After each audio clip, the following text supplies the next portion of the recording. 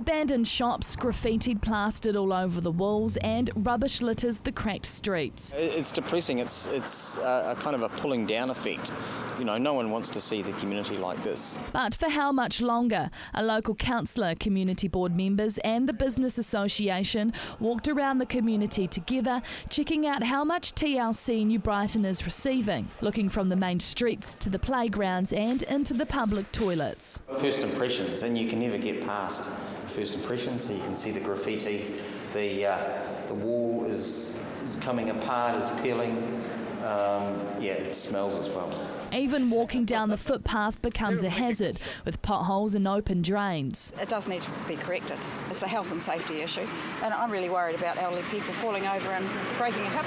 And the Burwood Pegasus Community Board is calling for a report to the Christchurch City Council to see if New Brighton receives the same levels of service from council assets as other areas such as Sumner, Beckenham and Fendleton. We want to remove any doubt once and for all whether New Brighton is actually getting a fair deal. At first glance, do you think it is getting a fair deal? No, I don't.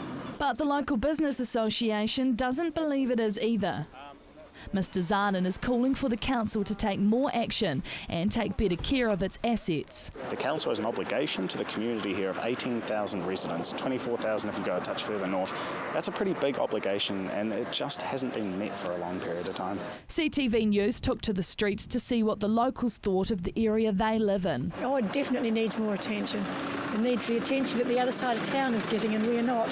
So you feel a wee bit neglected over here? Very neglected, yes, very neglected. Somehow they've let it run down, somehow, which is unexplainable, really. You know, ask other people about it and they've got no idea what's happening. It'd be nice to see, more shops in here and less spray paint, less tagging. I don't blame them. I can see why, because I think when you see the graffiti, you see the rubbish, it does feel like neglect. And one of the most powerful things for people is to be remembered. So there are different ways of sending out that signal, and the council, as the local authority, can do that. I think it's got a lot of potential, could go a lot better than what it is. But the local businesses are backing New Brighton. They plan to rejuvenate the area over the next 4 years with a strategic urban rejuvenation force project, which will introduce 8 key projects into the area. Part of the things that we need to address is the right here, right now. We can't all look at these grand visions of where we want New Brighton to go without addressing the basic issues that we've got here, and that's what today's meeting is. With the backing of key figures in the area, it could only be a matter of time before the streets of New Brighton are thriving. Emma Cropper, CTV News.